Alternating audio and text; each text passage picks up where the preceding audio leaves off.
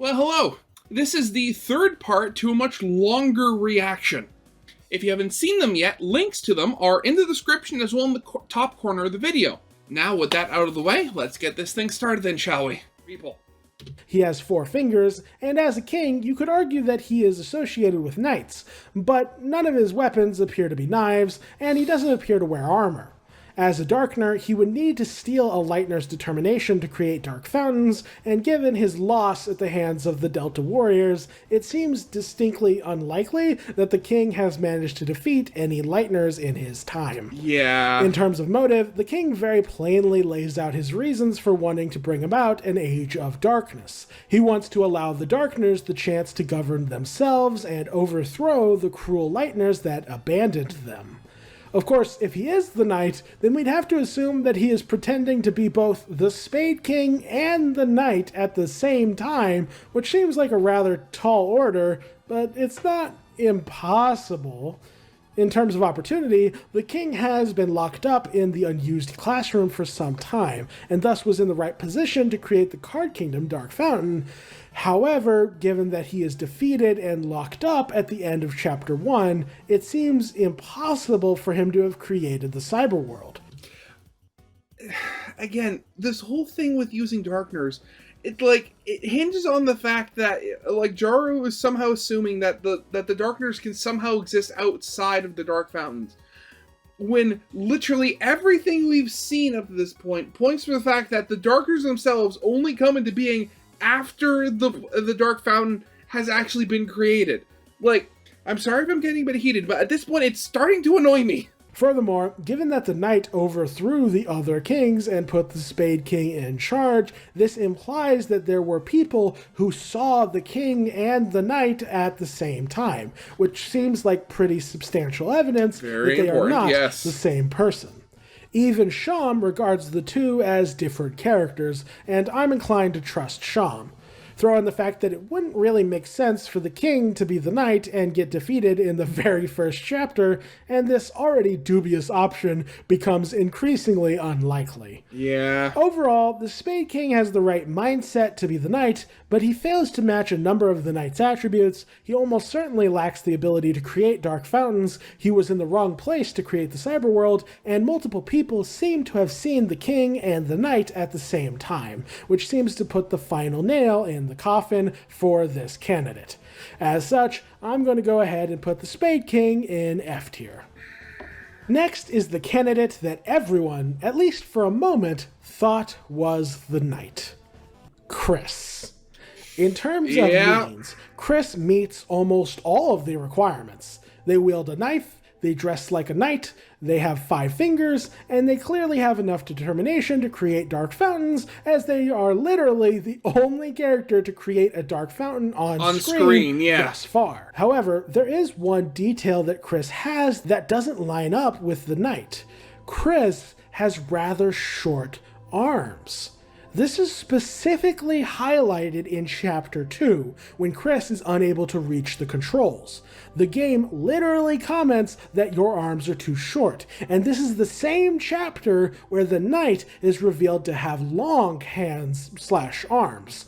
This comes across as Toby Fox intentionally drawing attention to a specific difference between Kris and the knight. In terms of motive, the exact motivations that push Kris to be the knight are unknown, but we know they have the motivation to pursue the Roaring, as they willingly created a dark fountain at the end of Chapter 2, despite hearing what Ralsei said about the risk. I have my own theories regarding why Kris is creating this dark fountain, which you can hear about in my Ralsei video, but regardless of the specifics, we know that they must have some sort of motivation, as they are clearly making the choice to walk this path. In terms of opportunity, this is where Kris being the knight starts to fall apart. Kris could totally have been responsible for creating the Card Kingdom Dark Fountain, but if they did, then why does the Spade King not recognize Kris? Very important. The knight literally put the king into power, so it really doesn't make sense for him to not recognize the knight. Similarly, the queen likely encountered the knight as well, and yet she doesn't recognize Kris either, despite having facial recognition systems. Sham doesn't say Kris is the knight, and neither does Jevil, which is extremely damning evidence considering Jevil clearly has forbidden knowledge. There's also the fact that Kris is never labeled as knight, despite knight being a class that exists, as shown by Susie. And Kris creating the Cyberworld Dark Fountain is legitimately impossible. Yeah, given what we're with them the entire time. Video, Ralsei didn't detect the Dark Fountain until after Kris and Susie left the castle town. And since it doesn't make sense for Noel and Berdly to just dive headfirst into a dark world, the only explanation is that the Dark Fountain was created extremely recently. And since we are viewing Kris's point of view throughout Chapter 2, there's literally no opportunity for Kris to sneak off and make the fountain. The ending scene of Chapter 1 could be interpreted to be Kris sneaking off to make the cyberworld, but based off what we see in Chapter 2, it seems like Kris can only be without their soul for short periods of time. Yeah. So the amount of time needed to run all the way to the library, create the Dark Fountain, and run all the way back seems a bit too much to be believable. And that's not even addressing the fact that if Kris really did make the Dark World the night before, not only did Noel and Berdly willingly jump into the cyberworld, but this interpretation also requires that literally nobody else noticed the supernatural portal to another world in the middle of their public library. Remember, Noel and Berdly didn't go to the library until after school, which means that this theory holds that the Dark World was in place all day, and yet nobody noticed it. Either that, or Kris secretly has the powers of the Flash, and was able to rip out the soul, run all the way to the library, create the Dark Fountain, run all the way back, and smash the soul back in their chest before anybody could see them. Faster than the eye could see. Until Noel and Berdly showed up. Furthermore, if we take Queen's word literally, she says that the cyberworld was created today. Not last night, today. All this evidence together makes it seem extremely unlikely that Kris could have created this fountain. Overall, Kris matches most of the Knight's attributes and has proven that they are willing to create dark fountains, but the evidence strongly suggests that Kris could not have been the one to create the Kaard Kingdom and Cyberworld dark fountains. Throw in the extremely suspicious detail about Kris having short arms and the fact that nobody recognizes them as the Knight, and I think this option loses a lot of its credibility. Very much I'll so, still go ahead and put Kris in B tier, as they do have more evidence in favor of them being the Knight than most other characters. I think you're overselling it. I would have put this C. option keeps Kris out of A tier. Next is the first Darkner we ever encounter, Ralsei. Lancer. Oh, never mind. In terms of means, Lancer doesn't really match the Knight very well. He has shorter arms than Kris, does not wield a knife or wear armor, and it seems distinctly unlikely that Lancer could have stolen the determination of a Lightner. That said, Lancer is the son of a king, which gives him the right to be a knight, and he does have 4 fingers. Furthermore, his name is literally Lancer, and Lancers are generally soldiers on horseback wielding lances, which could be argued to make Lancer a knight. In terms of motive, Lancer wanted to create dark fountains to please his dad at the start of Chapter 1, but ever since then he has changed his tune and is now assisting the Delta Warrior. As such, unless he has hidden depths, Lancer does not seem to care about creating dark fountains or anything like that, which makes it extremely dubious if he has the right attitude to be the Knight. No, and if not he even really close. was the Knight, why would he help the Delta Warriors defeat his own father? That doesn't make sense. In terms of opportunity, Lancer was locked up in the empty classroom for some time, but much like his father, the Knight is responsible for putting Lancer into a position of power, and the idea of everyone in the kingdom, including Lancer's own dad, not realizing that Lancer is the Knight seems absurd at best, and impossible very much so. at worst. Furthermore, Lancer is literally in our inventory at the time that the Cyberworld Dark Fountain is being created, which means he has a perfect alibi supporting the idea that he is not the Knight.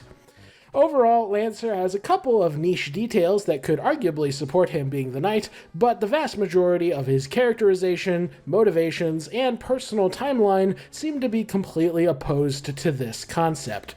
As such, Lancer ends up in the same tier as his dad.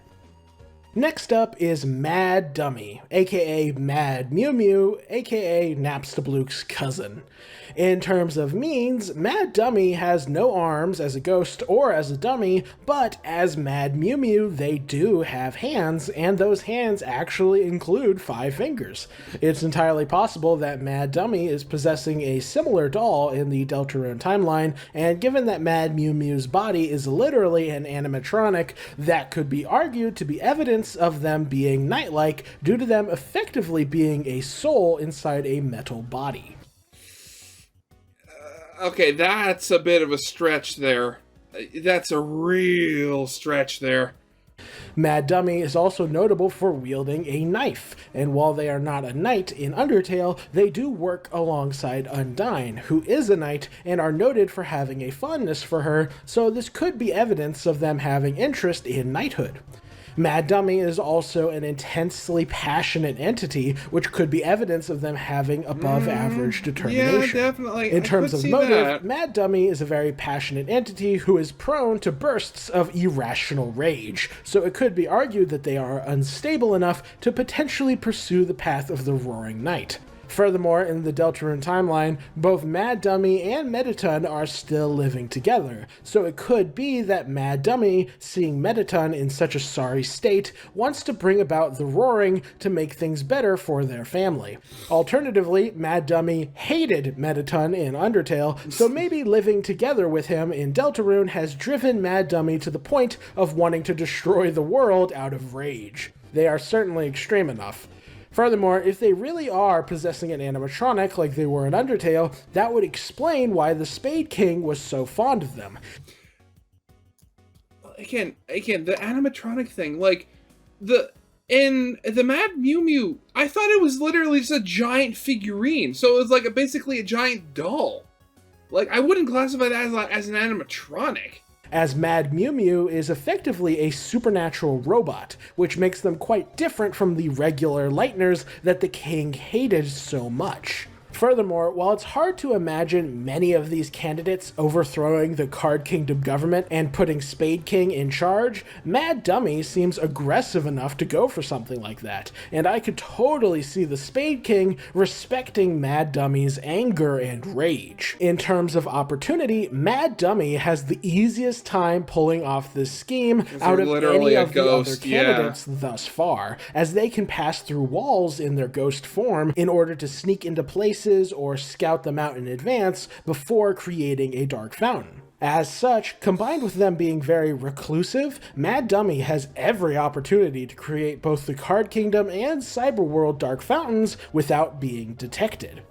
Overall, Mad Dummy is a shockingly valid candidate for being the Knight. While possessing a robotic or even just metal body, they can meet all of the requirements necessary to match the Knight's appearance, and they are one of the few characters known to use a knife. Throw in them having a personality that could lend itself to befriending the Spade King and pursuing the Roaring, their monster soul allowing them access to determination, and their ghostly nature allowing them to sneak around town, and I'd go so far as to say Mad Dummy is one of the strongest candidates on this list. The only thing that really holds them back is the fact that they have always been a rather minor character, so it's debatable if they are important enough to be given the role of the Knight. Yeah, that said, having the main kind of antagonist be a supernatural ghost who cannot be harmed through normal means would definitely make for an interesting scenario. Plus, out of all the bosses that you fight in Undertale, the only characters who you fight multiple times in real, actual boss fights in a single run of the game are Asriel and Mad Dummy. Other characters like Undyne and Mettaton have additional fake boss fights, but you don't have to spare them or kill them to end those encounters. Azrael and Mad Dummy are the only ones who you have 2 full fights that end with you sparing them in both encounters. If you have as many fights with the protagonist as the main villain of the game, then that could be evidence of you being an important character. As such, overall, I would actually put Mad Dummy in A tier. I'm just as surprised as you are, honestly. Okay. Next up is Mad Dummy's more popular cousin, Mettaton. In terms of means, Mettaton is a ghost who lacks arms or hands, but if he were to possess a metal body, as he does in Undertale, then he could easily match many of the attributes of the knight, as we already discussed with the Mad Dummy. I will point out that, unlike Mad Mew Mew, both of Mettaton's robotic forms have noticeably long arms, which certainly helps his case. Mettaton might also have enough determination to create dark fountains. That said, Mettaton has never wielded a knife as a weapon. And then, there is also the whole thing that, given the fact that, the the Spamton neophyte is a thing, and they find that body in a dark world, Mettaton most likely, does not have the robot body in Deltarune. So, another X.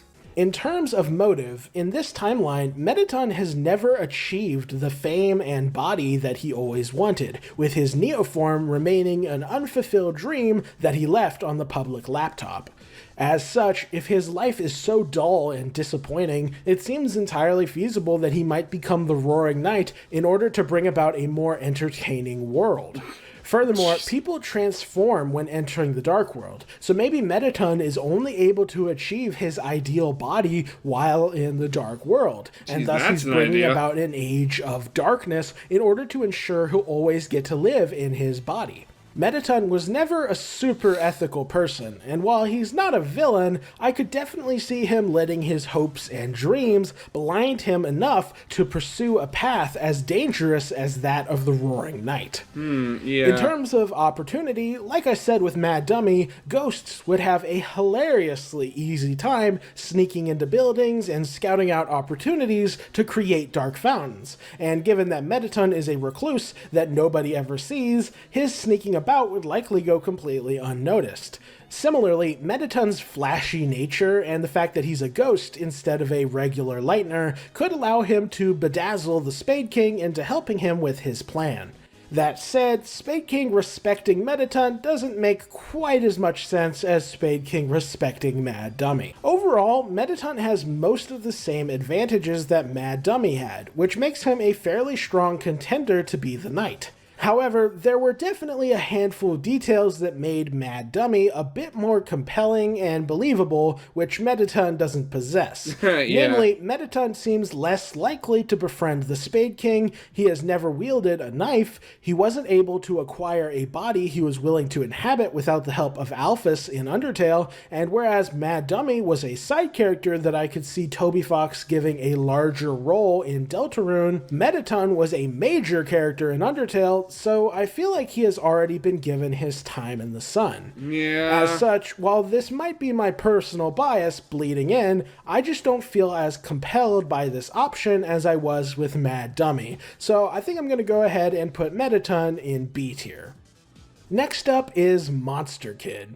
In terms of means, Monster Kid has no arms or fingers and is never seen wearing armor or using a knife. They do seem to have above average determination, as they're willing to stand up to Undyne and Frisk in Undertale, and you could argue that they have a connection to knights due to them idolizing Undyne, but that doesn't quite make up for their other shortcomings as a candidate. In terms of motive, Monster Kid has a fairly pleasant and amicable persona, and they never really seem to want much of anything other than to live up to the people they idolize.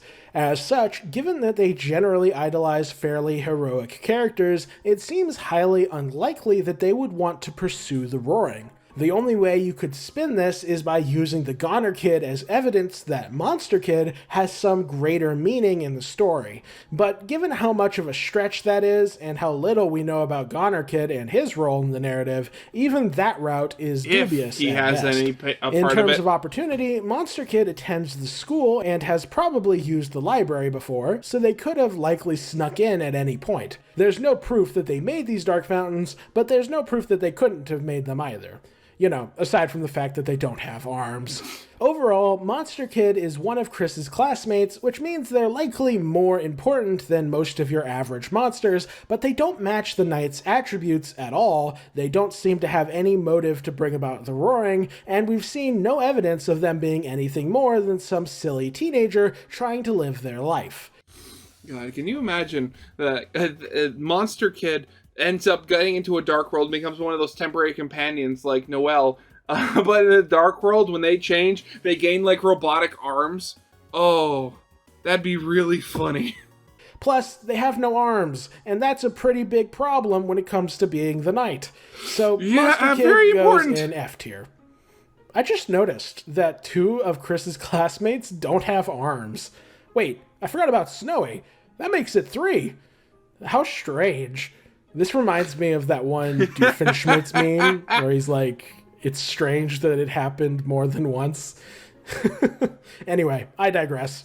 Next up is Muffet. In terms of means, Muffet has fairly long arms and could have above average determination, but she does not use weapons or armor, she has nothing to do with knights, and it's unclear if she has fingers or how many she possesses if she does. In terms of motive, Muffet is a capitalist through and through, so it stands to reason that if she thought she could make a world where her and her spiders could be more successful, it's conceivable that she could become the Roaring Knight. In terms of opportunity, Muffet hasn't even been introduced as a character. Okay, never mind, that answers my question. And given her status as a guest character who was put in the game as part of the Kickstarter, it's quite possible that Toby Fox has no interest in having her appear at all, much less making her the main antagonist. Even if she does live in town somewhere, we don't know what her relationship is with the school or the library, so it's completely impossible to tell how feasible it is for her to have created the 2 dark fountains that we encounter. Overall, Muffet is a rather minor character in the grand scheme of things, so combined with her missing several of the knight's attributes and her having yet to appear or even be mentioned in Deltarune, I find the idea of her being the knight extremely dubious. That said, she does have a couple of the knight's traits and the right mindset to conceivably pursue this path, so I'll put her in C tier. See, really? Next up is Mr. Elegance. I debated including this character, but he's literally a knight, so I had to at least mention him. He has no arms, no armor, no weapons, and is a Darkner who never fights anybody, so it seems pretty unlikely that he could have stolen the determination of some Lightner. I was gonna ask, like, I'd completely forgotten about this guy's existence, but yeah, he's the knight piece from, like, the chess set in chapter 1. I had completely forgotten he existed. Yeah, again, my whole standing on trying to think of Darkners as being the knight still stands very much here.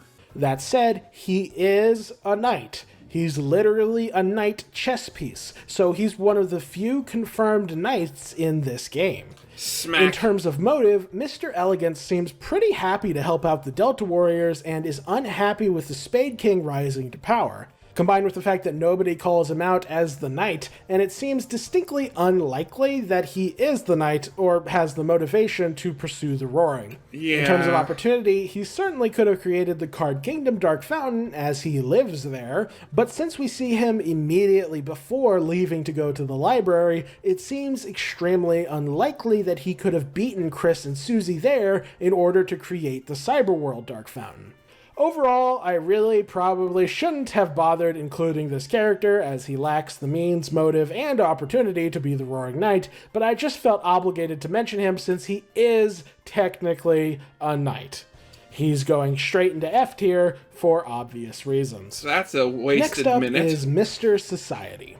In terms of means, he has no weapons, armor, or fingers. He is a bishop do you waste and not so a much knight. time he here, is a coward who is afraid of the Jaru? Spade King, and he seems to distinctly lack any form of determination. In terms of motive, Mr. Society loves to tout his superior intellect, but is too scared of the world around him to really do all that much. Maybe that fear could work as motivation to bring about the roaring, but I find it hard to believe that he would be capable of overthrowing the other kings and putting the Spade King, a man Mr. Society dislikes, in charge. Yeah. In terms of opportunity, this is the one place where Mr. Society shines, as not only did he live in the Card Kingdom, but he is specifically seen leaving the castle town before Kris and Susie, which could absolutely give him the head start needed to get to the library and create the cyber world. The fact that Mr. Society has the opportunity to create both dark fountains is rather unique among Darkners, and is the only reason that I included him in this analysis.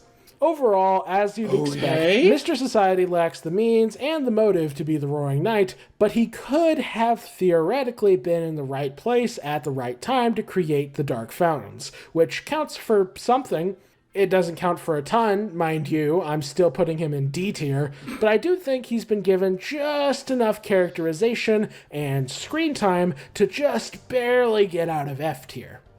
Really? Next up is Napstablook. In terms of means, Napstablook falls behind the other ghost characters, as Napstablook has never possessed any physical form, nor have they ever shown any desire to acquire one. As such, as far as we know, their ghost form is the only form they ever bother with. With that in mind, Napstablook does not have armor, weapons, arms, fingers, anything to do with knights, and seems to possess less determination than most characters due to them constantly crying and being an introvert. Jeez, I mean, why do you have to be so mean to him all of a sudden?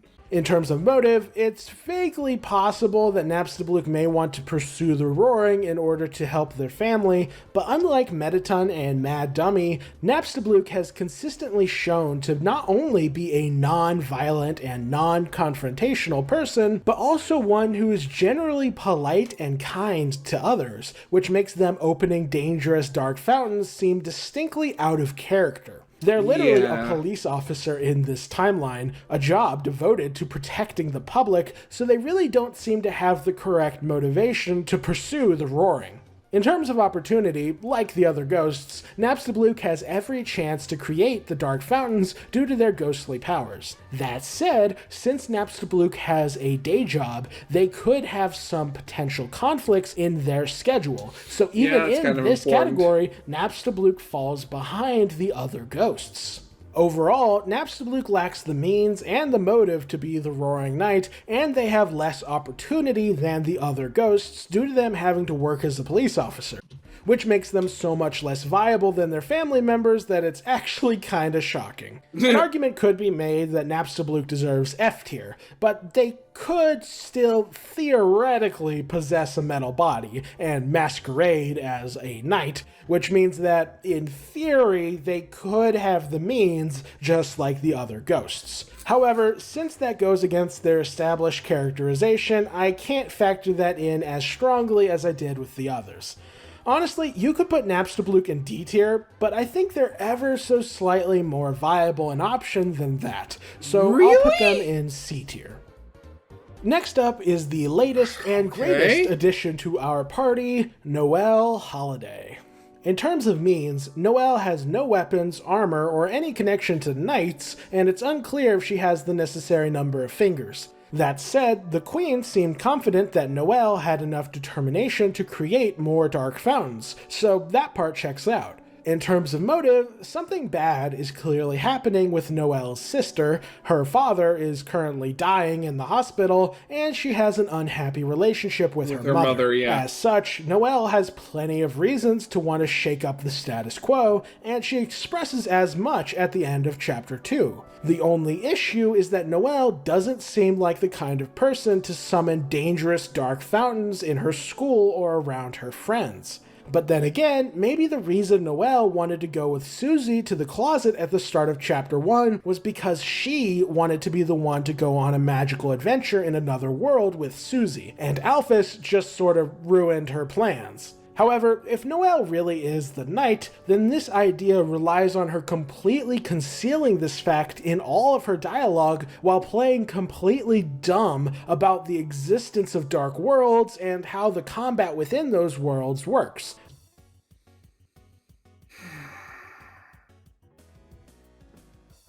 You know, thinking about it, there could be something to be said about maybe Noel has a split personality. Because, I mean, we see in the Snowgrave route that Noel has a tendency to just block out, like, uncomfortable memories, like, completely. To the point where she doesn't remember where she is or something like that. And with everything going on in her life with, you know, her missing sister, her dying father, her neglectful mother, maybe the stress has finally got to her where she's literally developed a second personality. And that second personality is the knight. I mean, granted, I don't think there's, like, any proof to that at all, but it would certainly be interesting. That's not impossible, but it would go against Noel's general characterization up until now. Yeah. In terms of opportunity, Noel attends the school and thus has plenty of opportunities to create the Card Kingdom Dark Fountain, and she is known to use the library, so her choosing to create a Dark Fountain there makes some sense. However, where this option starts to struggle is with regards to Noel's placement in the computer lab. It seems certain that the knight created the Dark Fountain inside of this closet, so the fact that Noel is in the middle of the room when we seal the fountain seems to contradict that conclusion.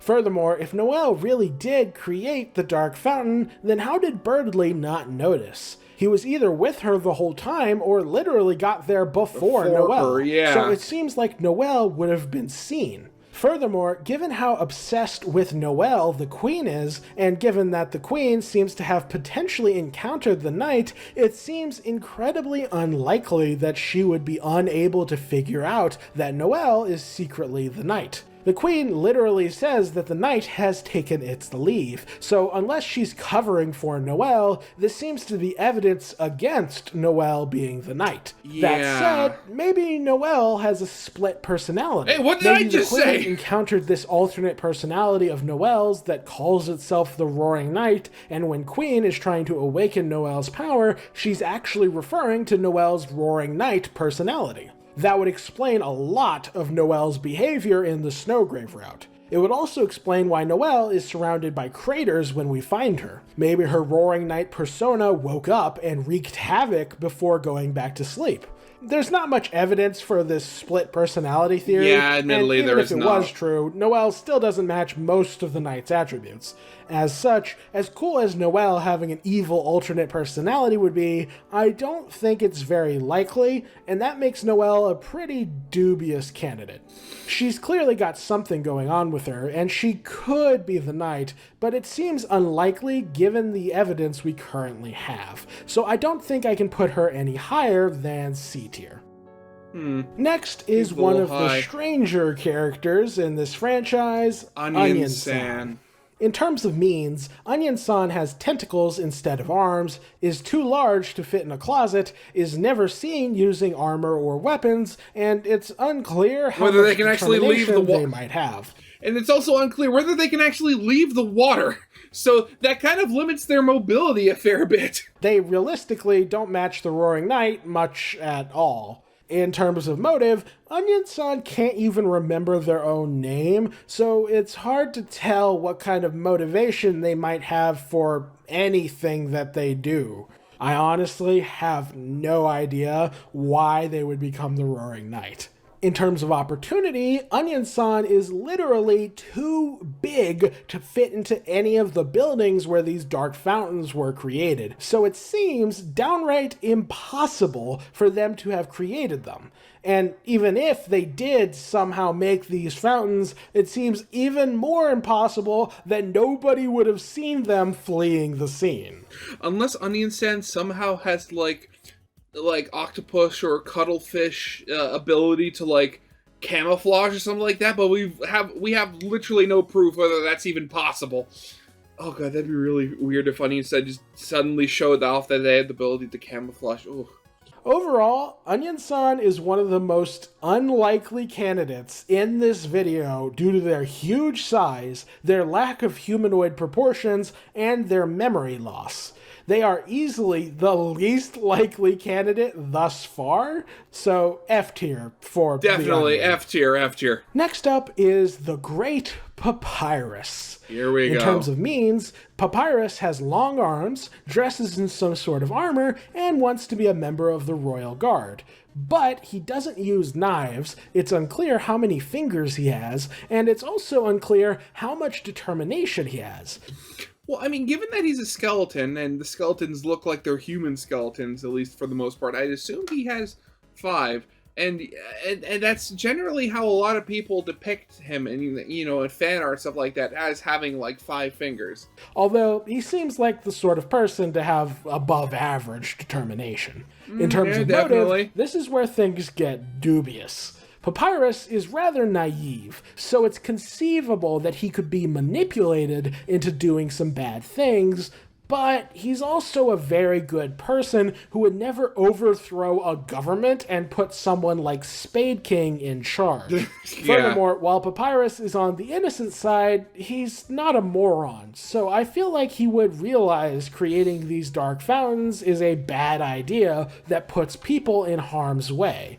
Papyrus even is without a being simple told about man with simple desires, so him becoming the Roaring Knight and somehow earning the respect of the Spade King just really doesn't make sense. In terms of opportunity, Papyrus has never left his house as far as we know, so it's extremely unclear if he would have had the chance to create the Card Kingdom or Cyberworld Dark Fountains. Even if he did have the chance, he's new in town, so why would he bother making these fountains in these particular places? Yeah, that wouldn't make any sense. How could he do it without being seen? Stealth isn't exactly one of Papyrus's strong suits. And depending how new in town Papyrus is, he may have arrived too late to have been the one to create the Card Kingdom Dark Fountain. Overall, Papyrus has background in knighthood and thus matches a few of the knight's characteristics, but he also never uses a knife, has no clear motivation for pursuing the roaring, and he has had no clear opportunity to create the dark fountains that we've seen. The characterization of Papyrus really disinclines me to believe he is the Roaring Knight, and if he actually was the Roaring Knight, I feel like that would undermine the threat level of the knight substantially, as Papyrus is an inherently goofy character. Overall, I'd put Papyrus in C tier, as he could technically be the knight, but I think he has too many issues to be a particularly strong option. Yeah. Next up is Queen.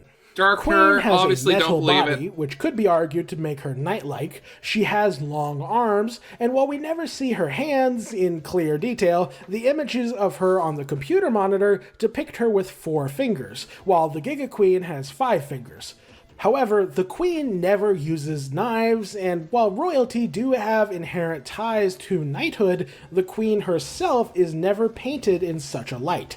She also clearly does not have any determination, as she has to rely on Noel to create more dark fountains. Yeah, that's kind of important. In terms of motive, Queen wants to cover the world in darkness in order to make things better for the Lightners. She makes this point very clear. However, she abandons this plan at the end of Chapter 2, and since the Knight is almost certainly an ongoing threat, that seems to damage the idea of Queen being the Knight. Oh god, wouldn't that be a turn out of left field where just all of a sudden the knight would just, after chapter 2, the knight was never spoken of ever again in the game, and like, it actually was Queen, and it was never told to anybody. Furthermore, the Queen is specifically noted for studying and imitating the knight, which would be a weird behavior if she actually was the knight. Self-mimicry, of course. And no one will ever suspect it! In terms of opportunity, Queen works surprisingly well. She was obviously in position to create the cyberworld, and she has clearly met several of the Card Kingdom Darkners before. How was she in the right position to create the dark world? In the light world, she is literally a laptop! Which means she has been to their kingdom, and thus could have created their dark fountain. However, the Spade King met the knight and regarded it in high esteem, and yet he clearly does not identify the queen as being that knight, and in fact, he actually seems to find her rather annoying. There's also the possibility that the queen, much like the king, was seen alongside the knight at the same time. Very important and part, if she yes. really was the knight, then why would she bother traveling all the way to the school to create her first dark fountain instead of just creating one right where she already was in the library? This option also relies on the queen completely fabricating all the information she has on the knight in order to throw off the scent, which seems rather elaborate and convoluted. Yeah. And if that wasn't problematic enough, she clearly had the Delta warriors at her mercy by the end of Chapter 2, so why on earth would she surrender? Why abandon your plans when your opportunity to create more dark fountains is right in front of you? That doesn't make sense. Overall, Queen is very similar to Spade King, as she has the right mindset to pursue the roaring, but she lacks many of the knight's core attributes, she clearly does not have the ability to create dark fountains, and since she has been pacified by the end of Chapter 2, it seems distinctly unlikely that she'll continue to be a threat in the future. Throw in the fact that she surrendered when she was winning, and this option takes its final nail in the coffin. Queen ends up right alongside King in F tier. Next up is the lonely prince from the dark, Ralsei. In terms of means, Ralsei does not wield knives, does not wear armor, does not have particularly long arms, and does not have the knight class the way Susie does. That said, Ralsei is royalty, and royalty is associated with knights. He likely has at least 4 fingers if his body is similar to Asriel's, and if you've seen my theory video on Ralsei, then you'll know that I think it's exceedingly likely that Ralsei has access to determination due to his unique origin and connections with Asriel. Just the fact that Ralsei has displayed special powers would seem to suggest that he can do more than your average Darkner. In terms of motive, this is where things start to fall apart, as Ralsei has consistently been the driving force against the roaring, and it is through his direct intervention that the Dark Fountains have been closed. It is his story about the roaring that forces Birdley, Noel, and Queen to give up on their endeavor to create more dark fountains. There is not a single character more devoted to stopping the roaring than Ralsei, which makes the idea of Ralsei being the knight pretty much impossible.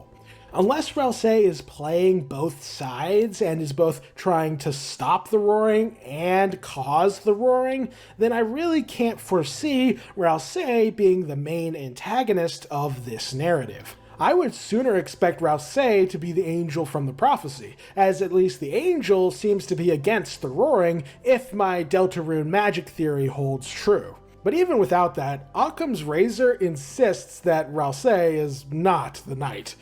In terms of opportunity, Ralsei has the ability. At that point, like, I mean, granted, there's a whole thing of like, oh, heel turn, and pretending to be your ally. But at that point, that's like starting to cause things to be like way too complicated. Ability to travel through dark worlds and possibly even enter the light world, which would give him all the opportunity he needed to create the dark fountains that we've seen thus far.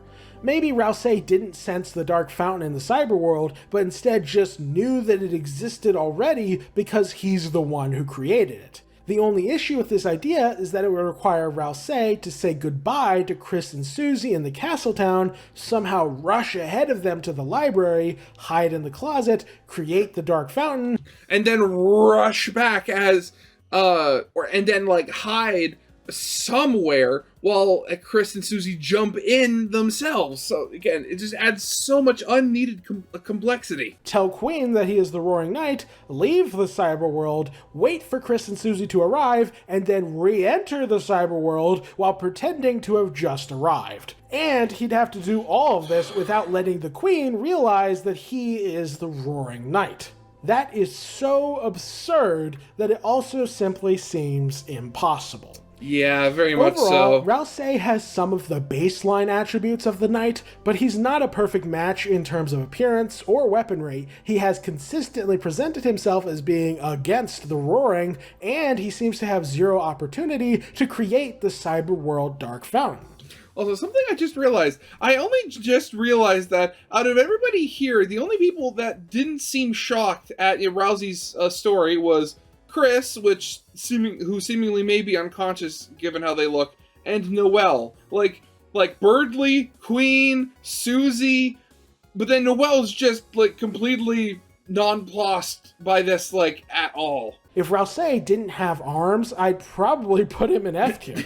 However, I think there's just barely enough wiggle room for Toby Fox to pull off some insane plot twists and somehow make Ralsei the Roaring Knight. I think that is extremely unlikely, but Ralsei is shrouded in mystery, so I have to at least consider the possibility. As such, I'll be putting Ralsei in D tier.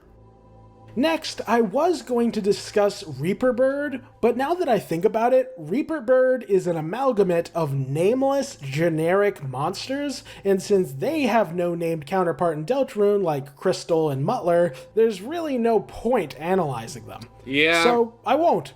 Sorry, Reaper Bird.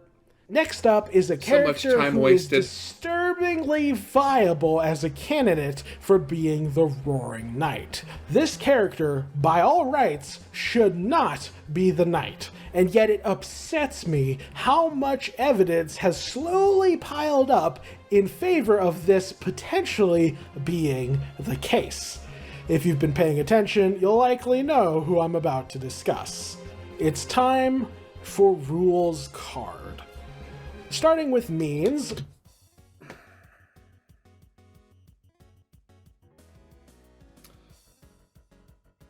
okay, I wasn't well, I mean, of course, Jaru's covering literally everybody. But again, they're just a normal Darkener. And again, it's the whole thing where, as opposed to the Knight, where Spade King, kind of holds the Knight in high regard, at this point, I am fairly convinced that Rouxls Kaard could literally die, right in front of the Spade King, and Spade King would literally not care in the slightest. Rouxls wields a bladed weapon, is a duke and thus has ties to royalty and knighthood. He has decently long arms and possesses at least 4 fingers, and if his shoulder pads are anything to go off of, he is wearing at least some armor. You might think Rouxls is too stupid and cowardly to possess high levels of determination, but unfortunately, I think there is some evidence in favor of him actually having determination.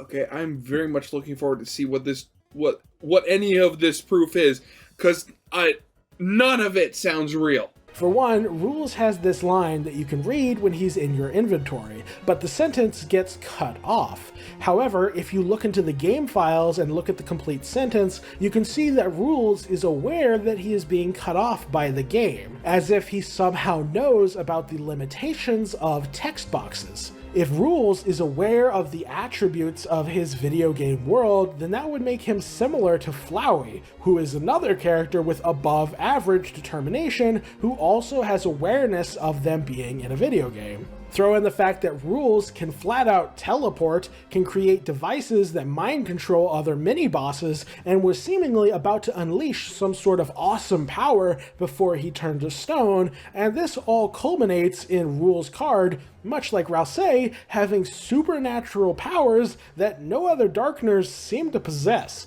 which could be hinting at him having determination. Also, do you want to see something horrible? This sign has Rouxls' signature on it. He signs it RK. Tell me, dear viewers, what could RK possibly stand for? Rouxls Kaard or Roaring Knight? Yeah, Rouxls literally has the same initials. Both names start with R and K. Again, I'm not buying it for the simple fact that he's a Darkener. I've said it many times, and you're not going to convince me otherwise. What the actual hell? If that wasn't enough, remember this one line that Sham has? It's clear from what Sham says that the remaining king puts someone and their strange son into power. We know that the remaining king is the Spade King, who is the father of Lancer.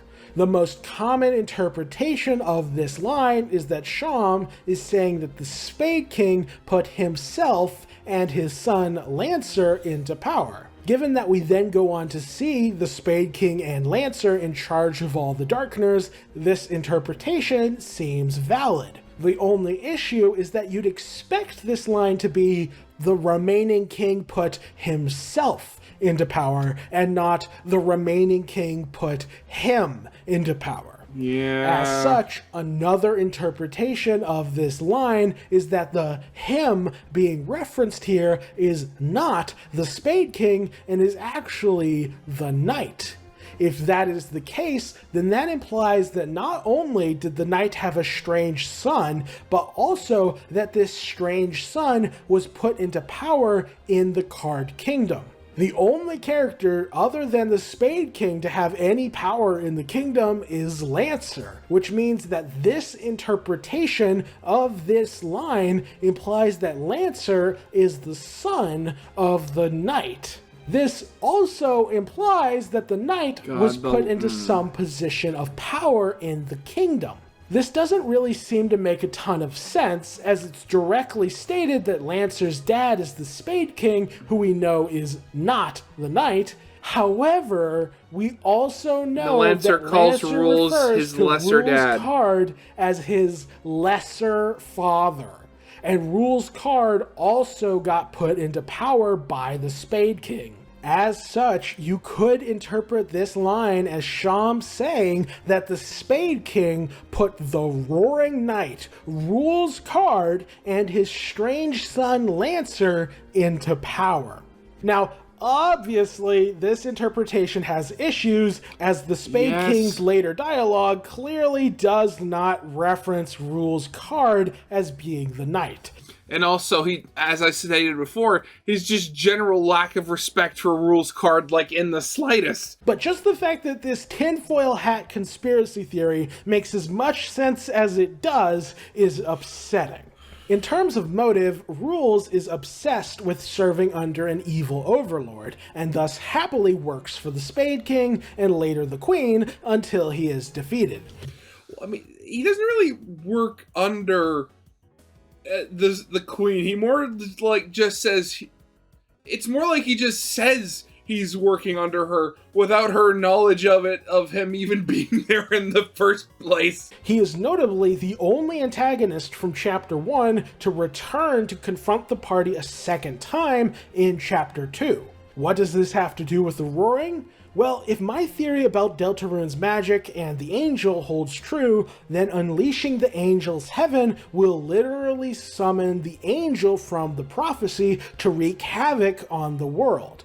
As such, since Rouxls is obsessed with serving the most powerful villain in the area, it makes sense that he'd try to summon a dark god to serve under. His actions further support this notion, as he is constantly finding ways to oppose the heroes. In the Kaard Kingdom, Rouxls does everything in his power in order to stop the Delta warriors from reaching the Dark Fountain, and he only joins their side after all his attempts have failed. This could be because he wanted to stay close to his enemies and keep an eye on them in the event that they get in the way of his future schemes as the Roaring Knight. That could explain why he insists on joining their team at the start of Chapter 2. Lancer joining makes sense, he's a friend of Susie's. Starwalker joining makes sense, as he's the original Starwalker. But why would...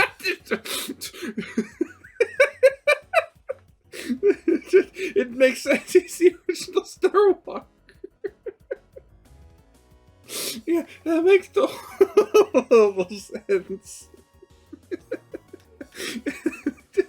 I love how just nonchalantly he says that. Rouxls want to join. It's almost like he knew they'd end up on some adventure in another dark world, and he stowed aboard in order to stop them in their quest. The absolute second that Rouxls Kaard arrives in the cyberworld, he reconstructs the thrash machine with the help of the Sweet Cap and Cakes before lying in wait to ambush the Delta warriors once they get close to the Dark Fountain in the Queen's mansion. Rouxls only joins their side after he fails, just like last time. Honestly, this motivation works uncomfortably well with Rouxls Kaard's actions and behavior thus far. In terms of opportunity, this is where this option thankfully starts to run out of steam. Oh, it only runs out of steam was now. Locked up in the Card Kingdom for some time, so while he could have theoretically created the Dark Fountain there, it doesn't really make sense how exactly Rouxls could have acquired a Lightner's determination. Furthermore, we literally see Rouxls jumping out of our pocket after we enter the cyberworld, which means that Rouxls Kaard was in our possession during the time when the Roaring Knight was creating the Dark Fountain in the library. Again, it bothers me so much how Jaru is just completely ignoring the whole thing about, them not being physical or people outside the Dark World. As such, thank God, Rouxls Kaard could not have been in the right place at the right time to create this latest Dark Fountain. Overall, it is downright infuriating how much more viable of a candidate Rouxls Kaard is than most of the other characters. Toby Fox seems to have designed Rouxls Kaard with the specific intention of being a humongous red herring. I'm going to go ahead and call it now. At some point in a later chapter, we are going to find a note or a message that is signed with the initials of RK, and the heroes will all think it's from the Roaring Knight, only for it to actually turn out to be Rouxls Kaard. That is the only reason I can think of, aside from sheer coincidence, for Toby Fox to have given this character this ridiculous name. I'm not putting Rouxls Kaard in A tier, because obviously he's not the Roaring Knight, but I can't deny the similarities he has to said knight. Just the fact that their initials are the same is completely unique to Rouxls Kaard.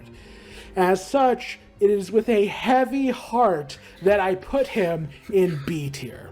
Please understand, I would love nothing more than to put him lower. Next up is the final holiday on this list, Rudy Holiday. In terms of means, Rudy has decently long arms, probably has fingers, is the best friend of Asgore. I do love, given that we haven't gotten, detailed, depictions or anything, but I just love how it's he probably has fingers. Who was a knight and a king in a previous timeline, and Rudy also seems like a fairly strong-willed individual. However, Rudy has never been depicted with weapons, armor, or anything remotely knight-related. And there's also the whole thing that he's kind of, bedridden in critical condition, as what seems to be. In terms of motive, much like Noel, Rudy's family is in disarray, so he may have a desire to shake things up and improve his family's lives before he passes away. He plans to go to church in Chapter 3, and he literally has an angel doll in his hospital room, so him wanting to bring about the angel's heaven for religious reasons could also make some sense. The only downside is that Rudy would never put his daughter at risk by putting these dark fountains in the school and the library. So that is a pretty notable issue with Rudy being the knight. In terms of opportunity, Rudy is currently bedridden in the hospital, which probably prevented him from creating the Card Kingdom Dark Fountain, and definitely prevented him from creating the Cyberworld Dark Fountain. Rudy is one of the few characters trapped in a specific room for 24 hours a day, which largely hurts his ability to be in the right place at the right time to be the Roaring Knight.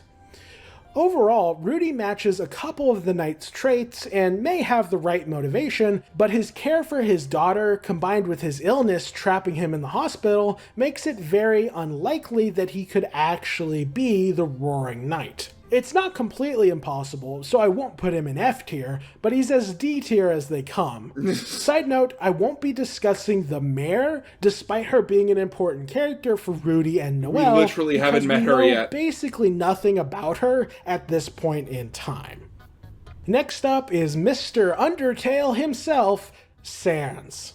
In terms of means, Sans... There was something really weird going on there, just because I heard the Sans' theme happening, and has never dressed like a knight, does not use knives, has short arms, has an unknown quantity of fingers, and has an unknown quantity of determination. Normally, given how powerful he is, I would assume Sans has above average determination, but his own dialogue on the topic seems to imply that he does not consider himself to have a particularly high quantity of determination. And the only vague connection Sans has to knighthood is the fact that he was employed by Undyne as a sentry and his brother wants to join the Royal Guard, but that's still pretty weak evidence. In terms of motive, Sans is a deeply mysterious character, but what we do know is that he cares about his friends and his brother. He is generally a laid-back and friendly guy, and he takes his promises extremely seriously,